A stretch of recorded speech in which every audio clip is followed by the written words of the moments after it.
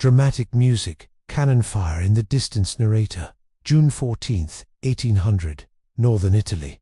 The sun rises over the plains near a small village called Marengo. The air is heavy, thick with dust and tension. Thousands of soldiers stand ready, loaded, cannons aimed, cavalry restless. Before the day ends, this quiet farmland will witness one of the most dramatic turnarounds in military history. This is the story of Napoleon Bonaparte's greatest comeback, the Battle of Marengo. The road to Marengo. Narrator. At the dawn of the 19th century, Europe is engulfed in war. Revolutionary France is fighting against a powerful coalition of monarchies, determined to crush the ideals of the French Revolution. Among them stands Austria, disciplined and determined to regain control of northern Italy. In 1799, French forces suffered serious setbacks in Italy. The Austrians had pushed them out, reclaiming territory that Napoleon himself had once conquered during his brilliant Italian campaign of 1796 to 1797. But France had a new leader. In November 1799, Napoleon Bonaparte seized power in a coup d'état. Becoming first consul of France, he promised stability, he promised victory, and he knew that to secure his political future, he needed a bold military triumph.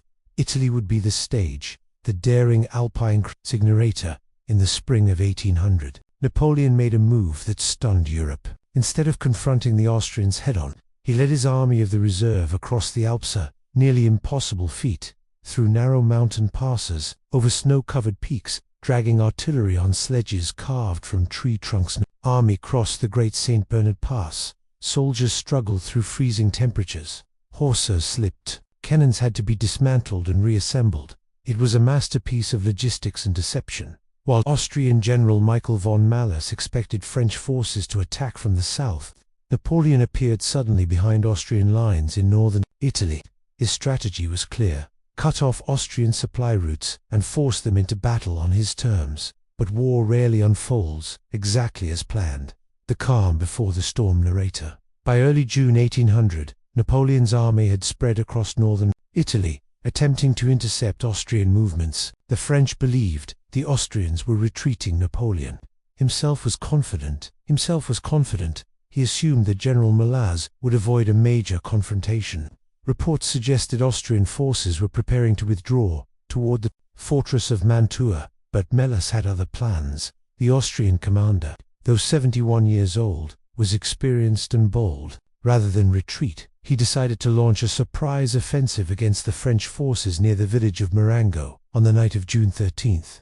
Austrian troops silently prepared to cross the Bormida River.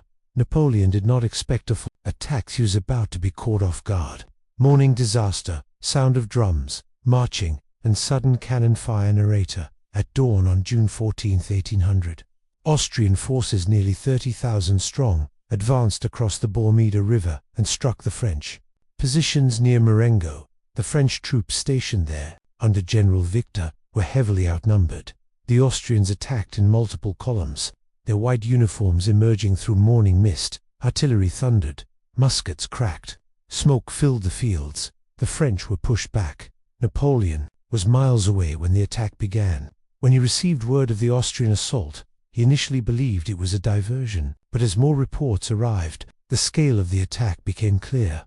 This was no feint. This was the main battle. Napoleon rushed reinforcements toward Marengo. Among them was General Louis Desaix. One of his most talented and trusted commanders was marching with a division several miles away. But time was running out. Collapse in the afternoon. Narrator. By midday, the situation looked grim for the French. Austrian forces continued to press forward with disciplined volleys and coordinated assaults. The French line bent under the pressure. Village after village fell into Austrian hands. The French were retreating. Napoleon himself arrived on the battlefield and attempted to rally his men. He repositioned artillery. He ordered counterattacks. He rode across the field, encouraging exhausted soldiers. But the Austrians had momentum. By early afternoon, the French army was in full retreat toward the village of San Giuliano. Many officers believed the battle was lost. Even General Malus thought the victory was secured. Confident in his success, Malus delegated pursuit operations to his subordinates and left the battlefield early, believing the French were finished. It was a fatal mistake. The turning point. Desaix arrivait nach Hatour. As the French retreated, a cloud of dust appeared on the horizon. General Louis Desaix was arriving. He had been marching to support Napoleon and reached the battlefield at a critical moment around 3:30 in the afternoon. Napoleon explained the desperate situation. According to legend, Desaix responded calmly, "This battle is completely lost, but there is time to win another." Those words would soon become prophetic. Napoleon quickly reorganized his forces. He concentrated his remaining artillery. He prepared for one final counterattack. Desaix's fresh troops formed the center of this renewed French line. The stage was set for one last gamble. The counterattack music builds with tension. Narrator.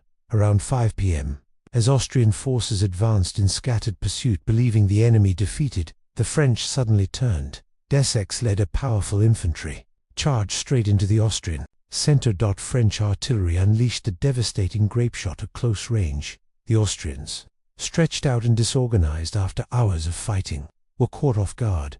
The battlefield erupted once more. Desaix's troops clashed with Austrian grenadiers in brutal, close combat. Muskets fired at point-blank range. Bayonets flashed in the sunlight. Then, tragedy struck. Desaix was shot in the chest and killed instantly. He would never see the victory he helped secure, but his attack had halted the Austrian advance. At that crucial moment, French cavalry under General Etienne de Kellermann charged into the Austrian flank. It was perfectly timed. Kellermann's heavy cavalry smashed into Austrian formations, breaking their lines. Thousands of Austrian soldiers were thrown into chaos. Panic spread.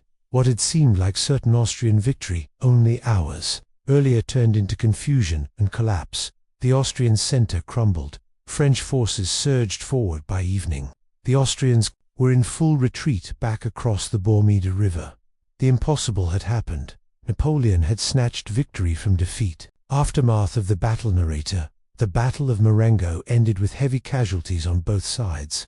Approximately 6,000 French and 9,000 Austrian soldiers were killed, wounded, or captured. But strategically, the outcome was decisive. The following day, General Malaz signed an armistice, effectively surrendering control of northern Italy to France. Napoleon had regained everything that had been lost.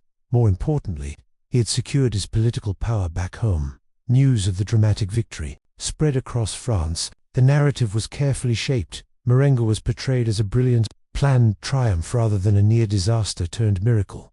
Napoleon understood the power of propaganda. Paintings were commissioned. Stories were glorified. The legend of Napoleon grew, and at the center of that legend stood Marengo. Why Marengo was Napoleon's greatest comeback. Narrator. The Battle of Marengo was not Napoleon's largest victory, nor was it his most tactically flawless. In fact, for much of the day, it was a disaster. But that is precisely why it stands out. Marengo demonstrated Napoleon's greatest strength, not just strategy, but resilience. When faced with defeat, he did not flee. When his army retreated, he reorganized. When the situation looked hopeless, he gambled and he won. It also highlighted key elements of Napoleonic warfare: rapid concentration of forces, flexible use of artillery, timely cavalry charges, and decisive leadership in moments of crisis. But Marengo was also a reminder of how fragile victory can be. If Desaix had arrived an hour later, if Kellermann's charge had failed, if the Austrians had maintained tighter formations, history might have been very different. Napoleon's political future and, perhaps the entire course of Europe hung in the balance that day. The human cost and legacy. Narrator. While Napoleon emerged victorious, the battlefield told a different story, one of blood, sacrifice, and loss. Thousands of young men lay dead or wounded across the fields of Marengo.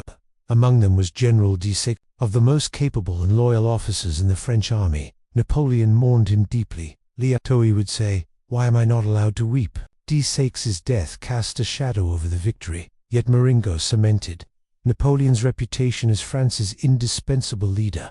Within 4 years, he would crown himself Emperor of the French, and the wars that followed would reshape Europe for more than a decade. But in many ways, the empire began here on a dusty Italian plain, where defeat turned into triumph in a matter of hours. Closing scenes. Sunset over battlefield. Narrator. Today, Marengo is a quiet place once more. Fields stretch peacefully under the Italian sun. Few signs remain of the chaos that had unfolded there over 2 centuries ago, yet the echoes of cannon fire still linger in history. The Battle of Marengo reminds us that leadership is tested not in moments of comfort but in moments of crisis. It reminds us that victory is sometimes born from the brink of failure. And above all, it tells the story of one man who refused to accept defeat and in doing so, changed the destiny of Europe.